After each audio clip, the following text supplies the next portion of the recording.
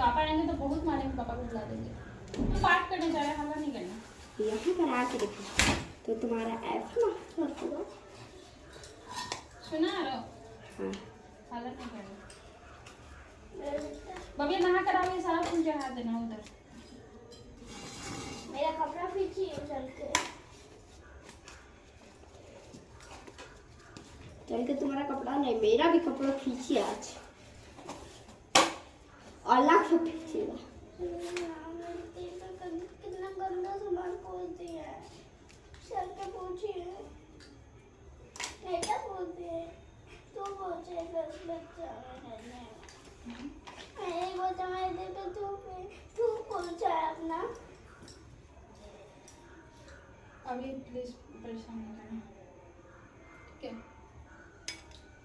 दैत्य संहारन वेद विचारन दुष्ट को तुम ही खलती हो, खंडन त्रिशूल लिए धनु बाण और सिंह चढ़े रन में लड़ती हो, दास के साथ सहाय सदा सो कड़ी आन फतेह करती हो, मोहि पुकारत देर भई जगदम्ब विलम्ब कहाँ करती हो, आदि की ज्योति गणेश की मातु कलेश सदा जन से के हरती हो, की कहू दैत्यन युद्ध भयो तह सोरनीत खप्पड़ भरती हो, की कहू देवन गाछ की ओ तह धाय त्रिशूल सदा धरती हो, मोहि पुकारत देर भई जगदम्ब विलम्ब कहाँ करती हो, सेवक में अपराध करो कछु आपंचित में न धरती हो, दास के कार्य संभाल नीत जन जानी दया की माया करती हो,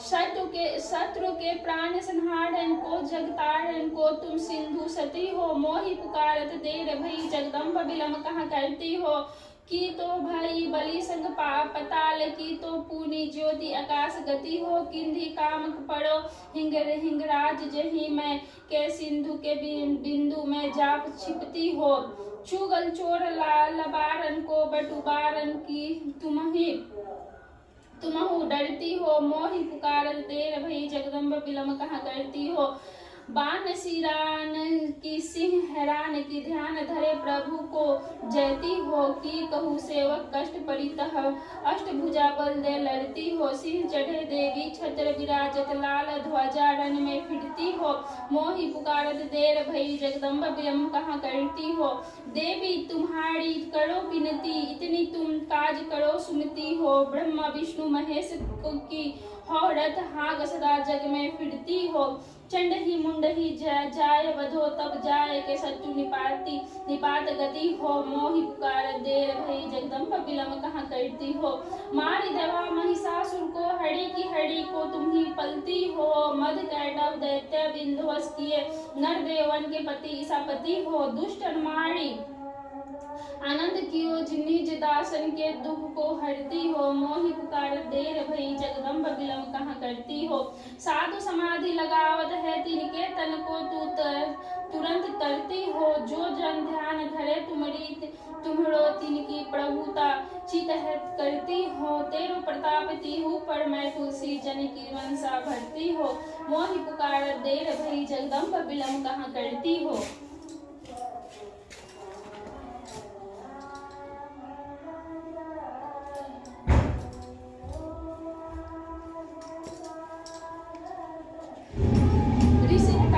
प्राचीन काल में एक बार देवताओं और दानवों में परस्पर 100 वर्षों तक घोर संग्राम हुआ था। इस युद्ध में राक्षसों का अधिपति महिषासुर तथा देवों के स्वामी इंद्र थे। इस भीषण युद्ध में महाबलशाली दैत्यों के सम्मुख देवताओं की सेना भाग खड़ी हुई। समस्त देवों को पराजित कर दैत्य राज महिषासुर ने इंद्रासन को अपने अधिकार में ले लिया। इसके बाद संपूर्ण देवगण सृष्टिकर्ता ब्रह्मा जी को साथ लेकर उस स्थान में गए जहां भगवान शिव तथा विष्णु आसीन थे। उन देवों से देवताओं ने महिषासुर की विजय तथा अपनी पराजय का विस्तृत वर्णन किया। देवताओं ने भगवान से कहा, हे भगवान, महापराक्रमी महिषासुर ने सूर्य, चंद्र, अग्नि, वायु, इंद्र, यम, वरुण तथा अन्य सभी देवताओं से उनके अधिकार छीनकर स्वयं ही सबों पर आधिपत्य कर लिया है।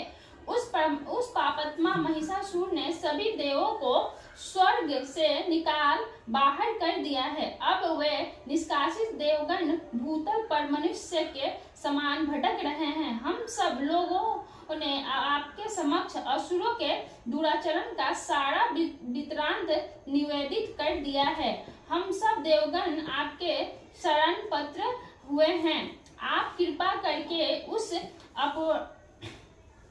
अपराज्य दानों के नाश का कोई उपाय बतलावे। देवताओं के मुख से ऐसी अनहोनी घटना सुनकर भगवान विष्णु और शिव जी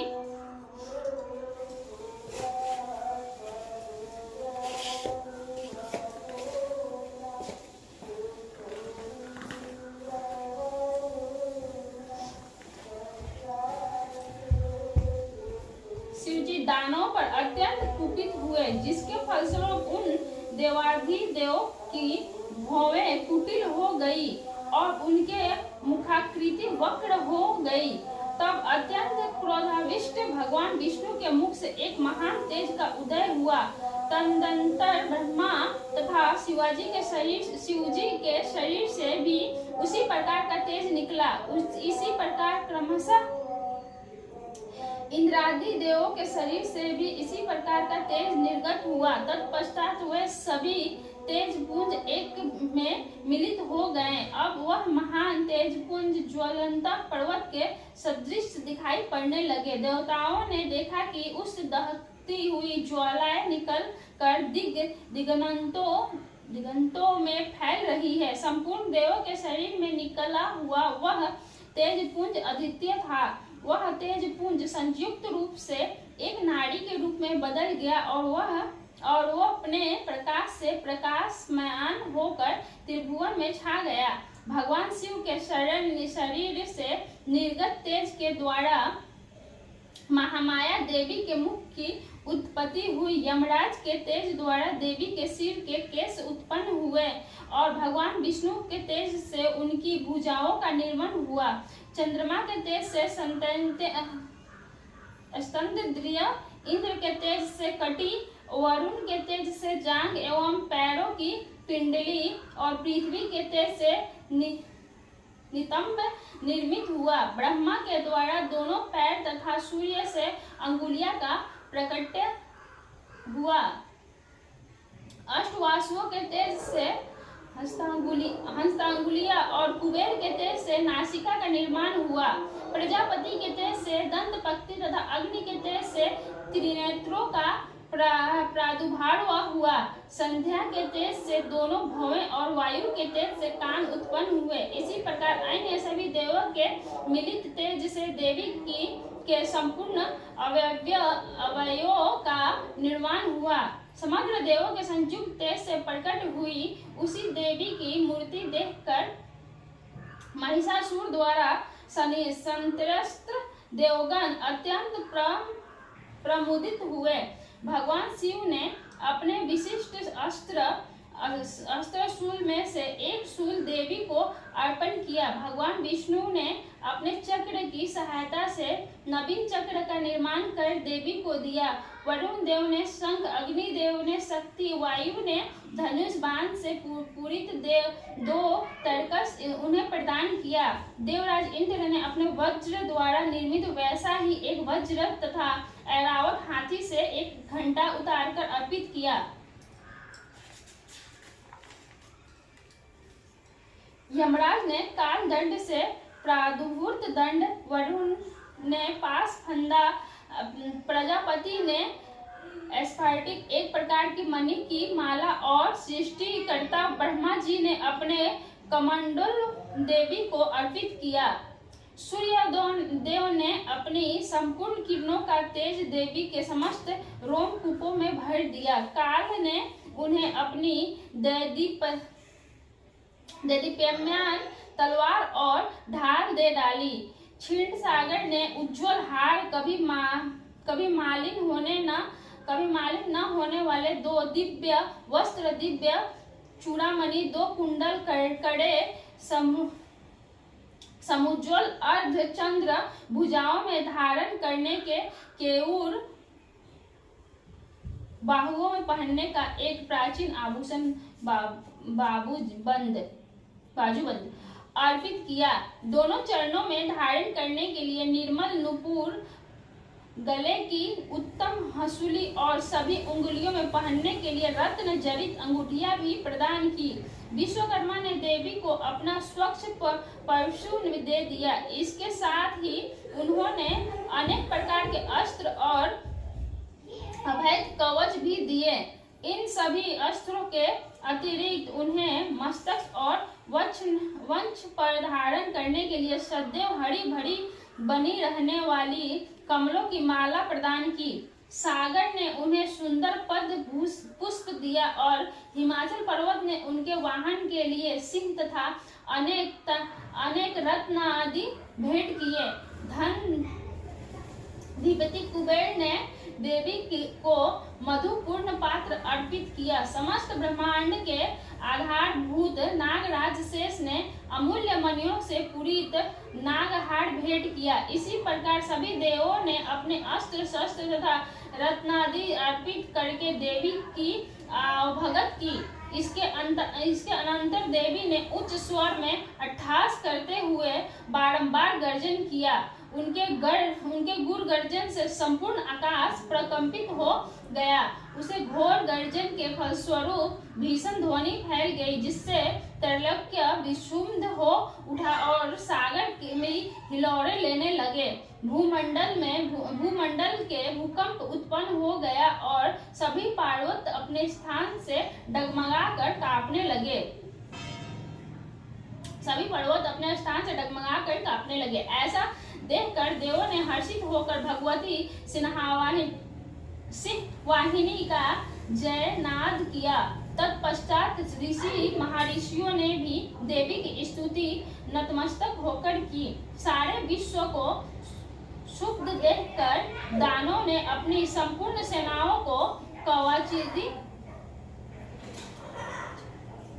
कवचादि से सज्जित कर हाथों में आयुधों को लेकर घबराए हुए झटके से उठकर खड़े हो गए। उस समय महिषासुर अत्यधिक कुपित होकर बोला, उठा, यह सब क्या हो रहा है? इसके बाद संपूर्ण दानों से घिरा हुआ महिषासुर देवी की भयंकर गर्जन को लक्ष्य कर उसी दिशा में दौड़ पड़ा। उसने वहां पहुंचकर देखा, वह देवी अपनी अनुपम शोभा से त्रैलोक्य का आलोकित कर रही है। उनके पदभार से बोझिल हुई पृथ्वी रसातल में धंसित चली जा रही थी। मस्तक किरीटी से मानो आकाश में एक रेखा सी खींची दिख पड़ रही थी तथा वह अपने धनुष को अपने धनुष की टंकार से पाताल स्थिति सप्तलोकों को विक्षुब्ध कर रही थी।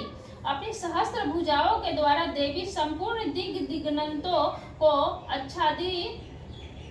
आच्छादित करके खड़ी थी। इसके बाद ही दानों के साथ देवी का भीषण युद्ध प्रारंभ हो गया। विविध प्रकार के अस्त्र शस्त्रों से समस्त दिशाएं चमक उठी। महिषासुर का चिक्षुर नामक सेनापति महान बलशाली दैत्य था। अब देवी के साथ उस महापराक्रमी दानव चिक्षुर का युद्ध होने लगा। दैत्यों की चतुर्गिनी सेना लेकर चामर नामक असुर युद्ध भूमि में डट गया। उदग्र नामक महाबलशाली दानव अपने साथ 60,000 रथियों को लेकर रणस्थल में आ डटा। महाहनु नामक असुर अपने साथ में 1 करोड़ सेना लेकर लड़ने के लिए आ धमका। असिलोमा इस दानव के रोम तलवार की धार के समान तीक्ष्ण थे।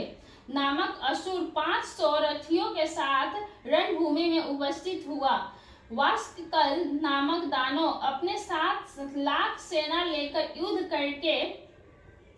करने लगा। परिवारित नामक बलवान राक्षस अपने साथ 1 करोड़ अक्षौरोही और गजारोही सेना लेकर युद्ध में आ गया। बिडाल नामक असुर अपने 5 अरब सहयोगी रथियों की सहायता से युद्ध करने लगा। इन सबों के अतिरिक्त असंख्य दैत्य समूह रथ, हाथी, घोड़ों की सेना लेकर युद्ध में उद्यत हुए। उस सम्मारण गण में महिषासुर स्वयं करोड़ों सहस्त्र रथों, हाथियों एवं घोड़ों की सेना सहित उपस्थित था। वह अगणित दानव देवी पर तोमर, बिंदीपाल, शक्ति, मूसल, गढ़ंग, परशु और पट्टिस नामक अस्त्र शस्त्रों को बरसाने लगे। कुछ दैत्यों ने देवी पर एक साथ मिलकर शक्ति का प्रहार किया, दूसरे ने अपने फंदे फेंककर देवी को बांधना चाहा। इसके अनंतर कुछ दैत्यों ने देवी वध के उद्देश्य से उन पर खंडर से आघात किया। दानों द्वारा फेंके हुए अस्त्रों को लीलास्वरूपिणी देवी ने कुंद होकर उन अस्त्रों को सहज ही काट डाला। फिर भी उनके मुखमंडल पर रंच मात्र भी क्लानिति की छाया नहीं दिखाई पड़ी और एक और देवता तथा ऋषि मुनि उनका गुणगान कर रहे थे, तो दूसरी ओर महामाया जगदम्बा उन दानवों पर अपने दिव्य शस्त्रों की निरंतर वर्षा कर रही थी। इधर देवी का वाहन सिंह भी क्रोधित होकर अपना आयोलो को फटकारता हुआ राक्षसी सेना पर इस प्रकार पिल पड़ा जैसे किसी वन में दावानल की अग्निशिखाएं धीरे धीरे बढ़ रही हो। रणस्थल में देवी द्वारा छोड़े हुए सभी श्वास अग्नित गणों के रूप में बदल गए और हाथ में परशु, बिंदीपाल, खंडर तथा पट्टिस आदि अस्त्रों द्वारा दानों में युद्ध में निरत हुए।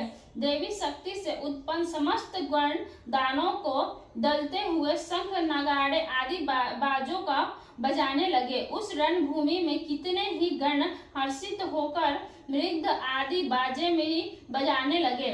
इसी बीच देवी ने त्रिशूल, गदा, तलवार आदि चलाकर तथा शक्ति वर्षण करके सैकड़ों राक्षसों का धराशायी कर रही दिया।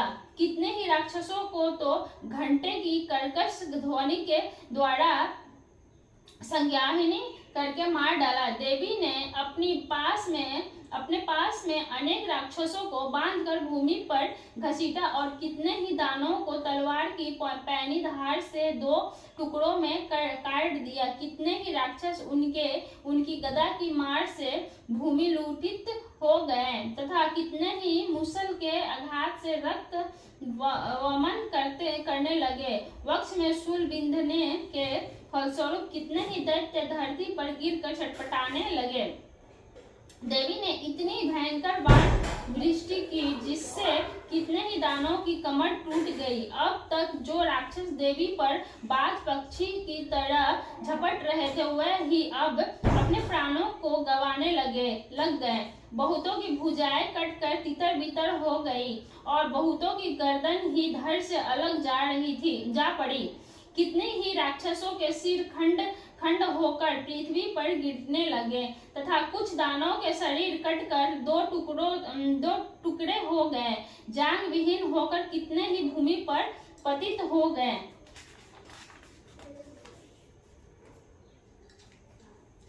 देवी ने कितने ही दानवों को बाह और एक पैर से लंगड़ा बना दिया तथा कितने की एक आंख फोड़कर उन्हें 2 खंडों में मार गिराया। कितने ही दानवों के मुंड कट गए, फिर भी वह साहस पूर्वक पुनः उठकर खड़े हो जाते थे। कितने ही राक्षस केवल धड़ के सहारे ही अस्त्रों को लेकर लड़ने लगते थे।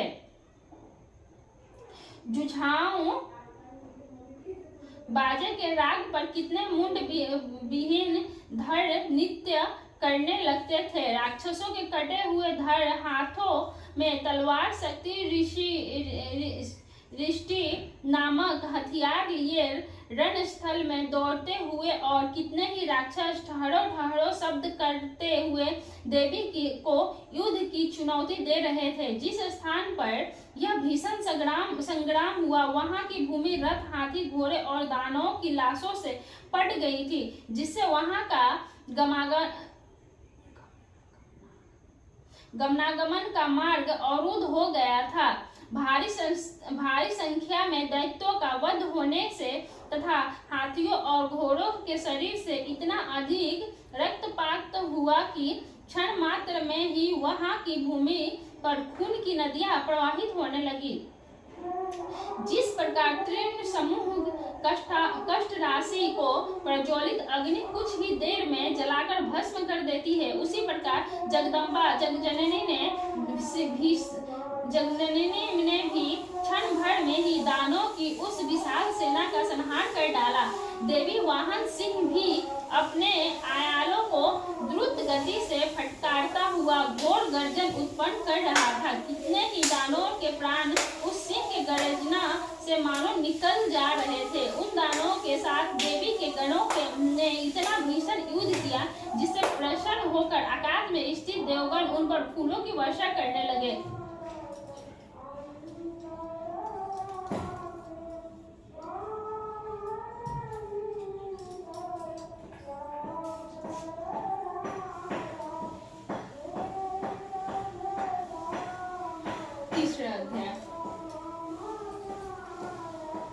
अपनी सेना इसके बाद ऋषि ने कहा, अपनी सेना का विनाश होते देखकर सेनापति चिछोर अत्यंत क्रोध की मुद्रा में देवी से युद्ध के लिए उनके सामने आ खड़ा हुआ। सुमेरु पर्वत पर मेघों की वृष्टि होने के समान वह राक्षस देवी पर बाणों की वर्षा करने लगी। तब देवी ने उस राक्षस के समस्त सड़ों बाणों को सहज में ही काट गिराया और सारथी सहित उसके रथ और घोड़ों को भी मार डाला। इसके पश्चात उस महाबली दैत्य की ध्वजा तथा धनुष को काट दिया। धनुष विधि उस राक्षस को देवी ने अपनी बाण वर्षा द्वारा विद्ध कर दिया। वह राक्षस अपने धनुष तथा रथ के विनाश से व्यथित होकर तलवार और ढाल लेकर देवी पर टूट पड़ा। उसने अपनी तीक्ष्ण तलवार से देवी के वाहन सिंह पर प्रहार किया और साथ ही द्रुत गति से देवी की बाईं भुजा पर भी। हे राजन, वह तलवार देवी की भुजा का स्पर्श करते ही खंडित होकर गिर पड़ी।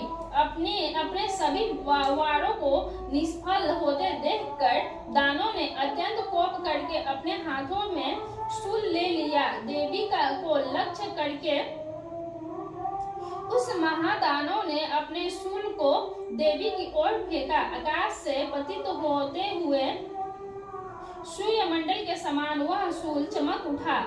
अपनी ओर उस शूल को आते देखकर उसके प्रतिरोध के निमित्त देवी ने भी अपने शूल को निक्षेपित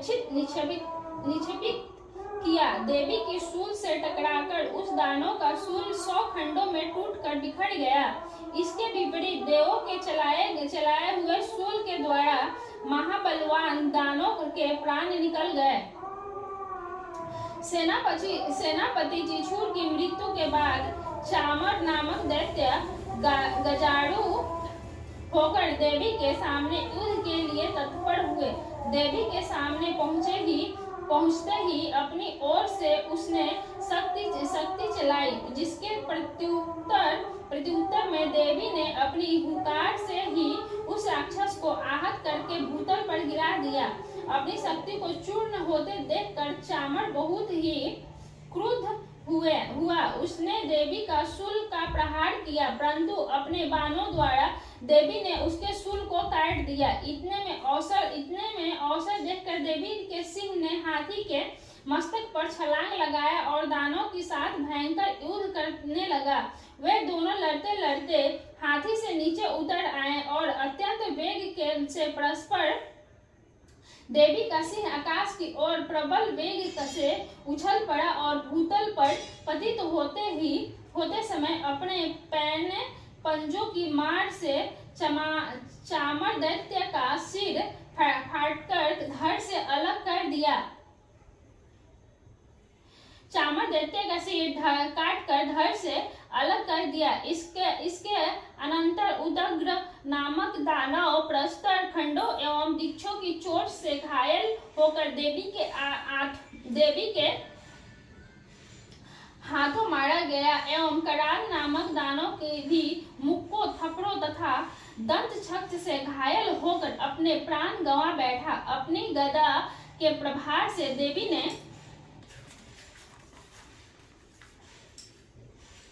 उद्दत नामक राक्षस से यमालय पहुंचा दिया। भिंदीपात नामक हथियार के द्वारा वास्कल एवं बाणों से ताम और अंधक राक्षसों को धराशायी कर दिया। अपने त्रिशूल द्वारा परमेश्वरी ने उग्रवीर्य एवं महाहनु नामक दैत्य का वध कर डाला। अपनी तलवार के सहारे देवी ने बिडाल दानों के मस्तक का उच्छेद कर दिया। अपने प्रखंड बाणों द्वारा देवी ने दुर्धर एवं दुर्मुख नामक दानों का सफाया कर दिया। अपनी सेना का क्षय होते देखकर महिषासुर भैंसे के रूप में देवगणों को त्रस्त करने लगा। कपटवेशी दानव महिषासुर ने कितनों को ही थुथुर की मार से, कितनों को खुराखात से, कितनों को पूंछ की फटकार से एवं कुछेक वर्णों को अपनी नुकीली सींगों से विदीर्ण कर दिया। कितने ही गणों को प्रबल वेग से, किसी किसी को गंभीर गर्जना के द्वारा, किसी किसी को घुमाकर तथा कितनों को ही अपने प्रक्षेपित वायु के प्रबल झोंकों से भूमि पर सुला दिया। इस प्रकार गणों की सेना को तितिर बितर कर वह दैत्य देवी वाहन सिंह को मारने के लिए बड़े वेग से झपट पड़ा। उसके इस दुस्साहसिक कार्य से महामाया को अत्यधिक क्रोध उत्पन्न हो गया। उधर महाबलवान महिषासुर क्रोधातुर होकर अपने घुड़ों से धरती को कुरेदने लगा और बड़े शिला खंडों को सींगों से उठाकर फेंकता हुआ गुरु गर्जन करने लगा।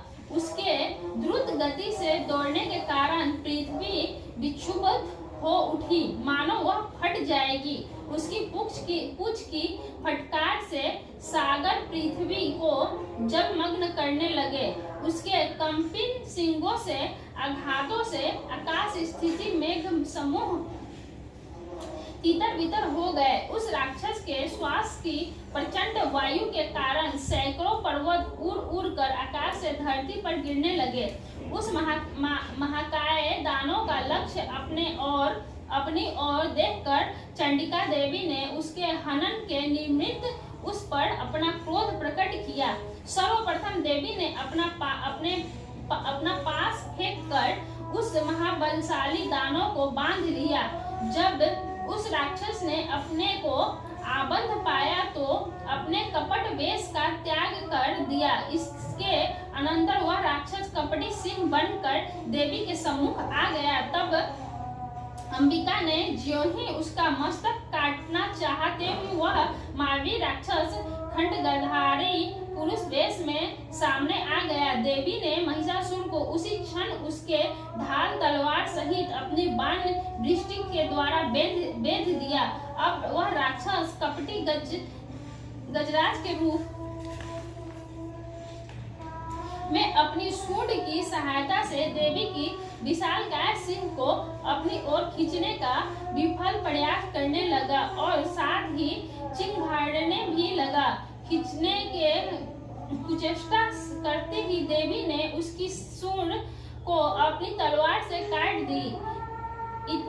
इतना होने के पश्चात उस महाशक्तिशाली दानव ने पुनः अपने भैंसे वाले पूर्व रूप को धारण कर लिया तथा चराचर जीवों समेत संपूर्ण त्रैलोक्य को संतप्त करने लगा। उस राक्षस की ऐसी उदंडता देखकर जगजननी चंडिका देवी बार बार मधुपान करते हुए अट्टहास करने लगी। वह मंदान्वित दैत्य भी उद्यत होकर गंभीर ध्वनि करने लगा और अपने सींगों से पर्वतों को उठा उठा कर देवी को उछालने लगा। उसी दानव द्वारा शिलाखंडों को अपने बाणों द्वारा देवी विचूर्ण करते हुए कहने लगी। उनका मुख मधुपान के प्रभाव से बोलते समय रक्तिम हो उठा था और उनकी वाणी भी लड़खड़ाने लगी थी। तब देवी ने उस राक्षस से कहा, अरे मूर्ख,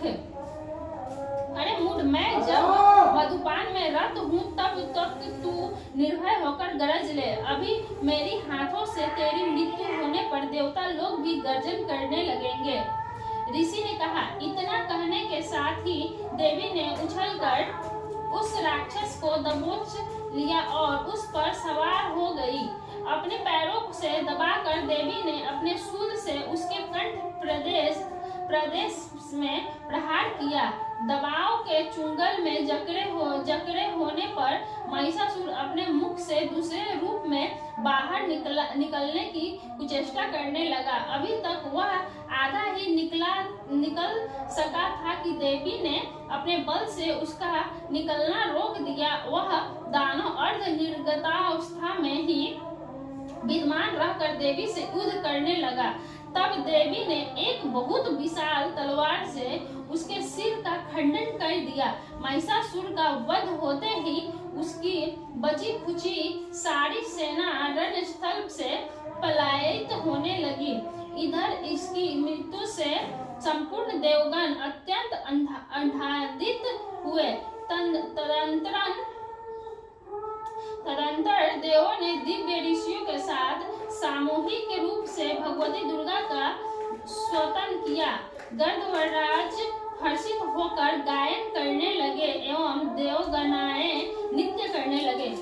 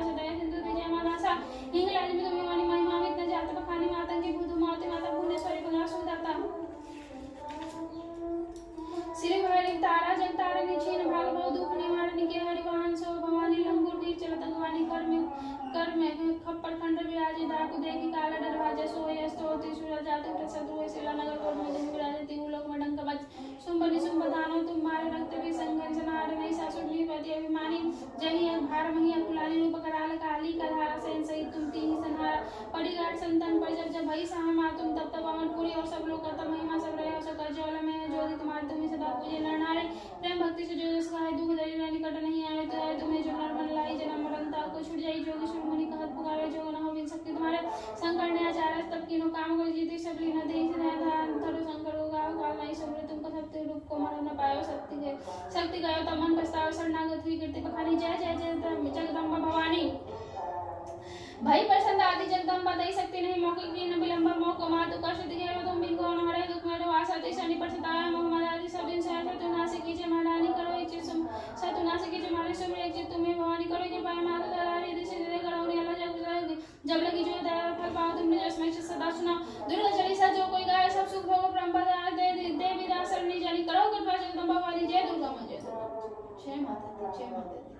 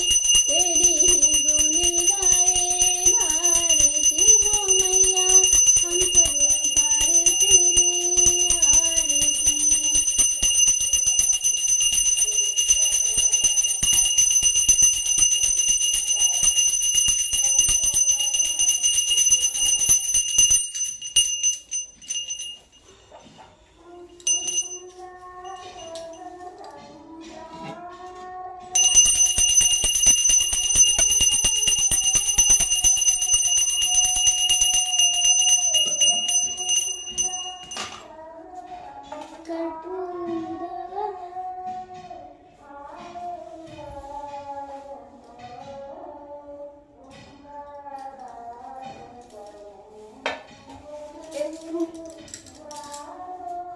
चल टिप दे बना।